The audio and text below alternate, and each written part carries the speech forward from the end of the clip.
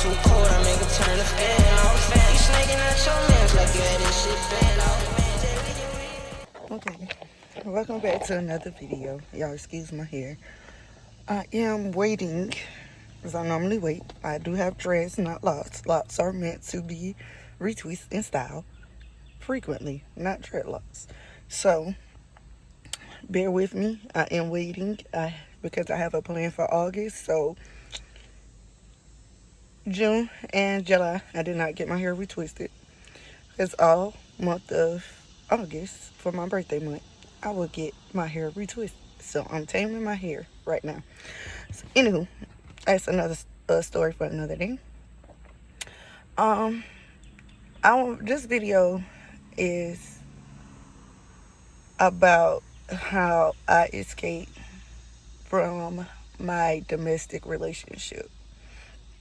Reason why I chose to talk about this is because I am seeing so many women losing their life behind the love of a man, a narcissist, not a man. Let me rephrase that, a narcissist. And the reason why I call them a narcissist because they're gonna make you feel like everything is your fault. They're gonna turn everything around on you.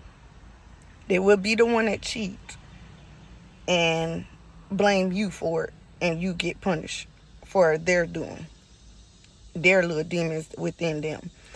So I met my ex-partner when I was in high school. I was on band. He was going to Dillon High School at that point in time. I'm not gonna say no names. And we was best friends before we was anything. Best friends for 15 plus years before getting into a relationship. There was red flags in the beginning. The first red flag I had, excuse me, was I got pregnant by him, and in the midst of my pregnancy, he went and got in a relationship. This woman ended up being pregnant around the same time I was. So both of us was pregnant. She was pregnant with his son, and I was pregnant with his daughter.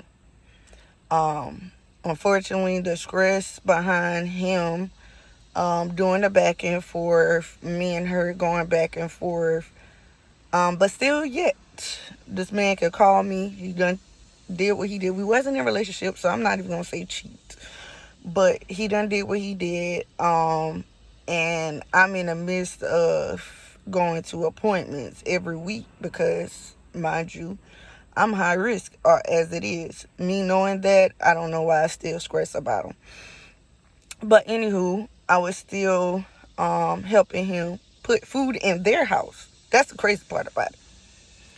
I was still helping them helping him with food. Apparently she didn't have anything to put in.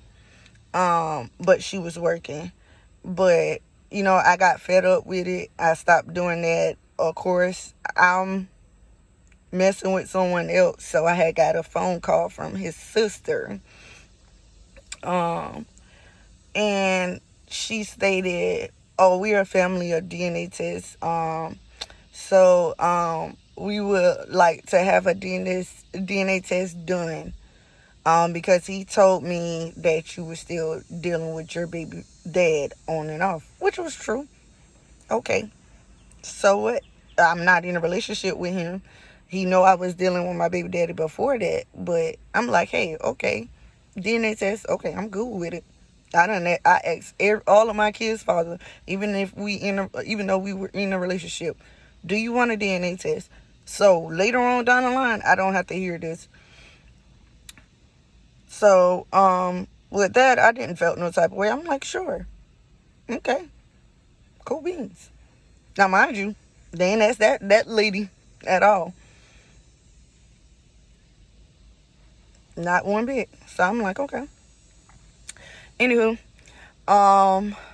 after that, don't know why, I still talk to him.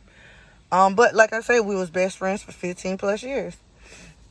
So we just remained cordial. We didn't talk after I lost my baby or whatever. We didn't talk at all for, I think, about 2 or 3 years. I was stuck on my baby daddy, so it didn't really matter because I wasn't about to leave my baby daddy alone at that point. So then fast forward 2019, I think it was like late 2018, early 2019, somewhere around there. I don't know, we just end up linking back up somehow. He would come over every weekend, and we spend time with each other or whatever, go out, take the kids out, whatever the case may be. So he was due to be deployed that year. Because this was around COVID, a little after COVID. I believe it was around like 2020 or in October of 2019 or 2021 or the two.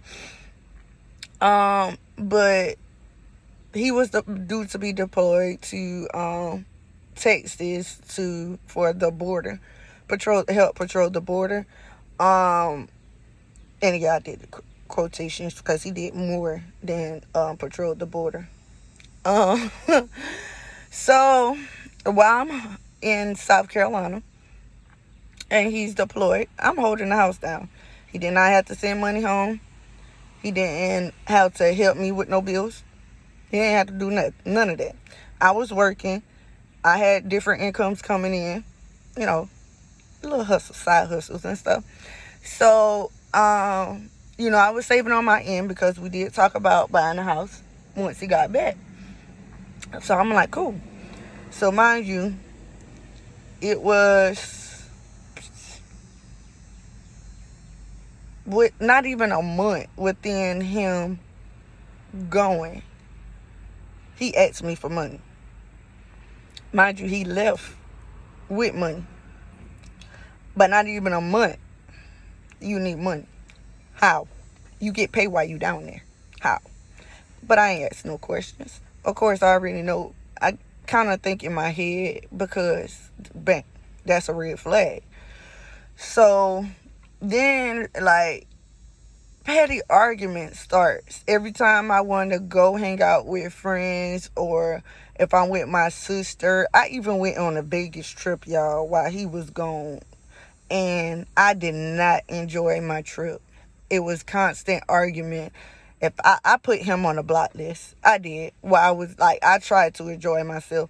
But it was so bad, you guys, to the point where he went to call the girl that he introduced me to, that I went on a trip with. We was friends or whatever. I don't have no problem with her. But it was him. So, long story short, he ended up cheating on me. Our birthdays are 4 days apart. Is 4 days apart. And I was supposed to go to Texas in the month of August. He done set up for the vacation or whatever so I could come up there and spend time with him. Well, again, petty argument. So I'm like, okay. Well, come to find out, I see why the petty arguments start. He had a whole female that was in the military that he claimed was his girlfriend, and he went to his homeboy house. Now, to this day, he doesn't know that I know. But you only called me one time. Didn't even tell me happy birthday, for one. Didn't even send no gift for my birthday. Two, I ain't get nothing but an argument and one phone call. So, anywho, fast forward till it was almost time for him to come home. Well, I'm thinking he's saving his money, right? He blew the whole money. Mind you, he been gone for months. Y'all, months. And for the military people, you know how much y'all make on deployment. And especially if you're a sergeant or whatever in the military, which he was a sergeant.